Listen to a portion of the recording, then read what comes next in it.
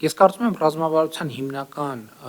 խնդիրը պետք է լինի, որ մենք պատասխանենք մի հարցի. մեր հիմնական հարվածի ուղղությունը որտեղ է, որովհետև կա ներմուծում արտադրություն, կա տարածում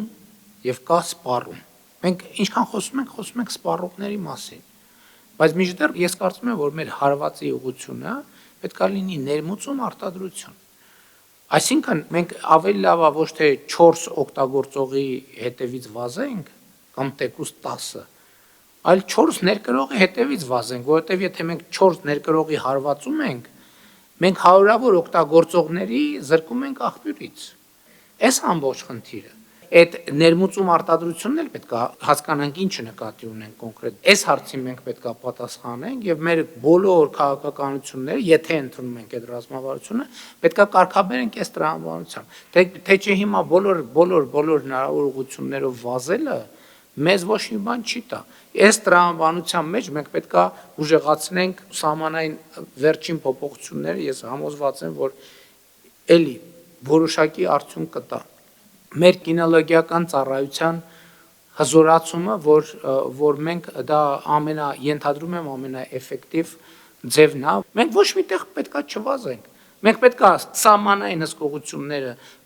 ներմուծումը եւ գնանք գտնենք արտադրողներին։ Եվ պետքա դասակարգենք մեր ռազմավարության մեջ թմրանյութերը ըստ վտանգավորության։ Որն է առաջին թմրամիջոցը, երկրորդը, երրորդը, որպեսզի հետագայում նաև մեր իրավապահ համակարգի աշխատանքն է տենց գնահատենք։ Մենք ասենք, որ հարգելի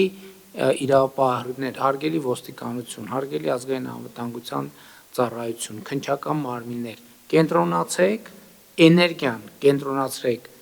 պետական եկամուտների կոմիտե, էներգիան կենտրոնացրեք ներմուծումների եւ արտադրության վրա։ Որովհետեւ ինչքան շատ ստեղ հարվածենք, ստեղ միջին չափի հարվածը այն բանի գիշերային ակումբներում շատ մեծ չափի էֆեկտ է ունենալու։ Մենք առանց դա ֆիքսելու, այնտեղից շատ մեծ թվով կանխարգելելու ենք հոսքը դեպի շուկա։ Այսինքն իմ հանձնարարականն է հիմա այս քննարկման արդյունքում, որ մենք ամբողջ քաղաքականությունը փոխենք ներմուծում արտադրություն, 10 միավոր էներգիա ենք մենք ծախսում, ուրեմն 10 միավորն էլ ծախսենք դրա վրա։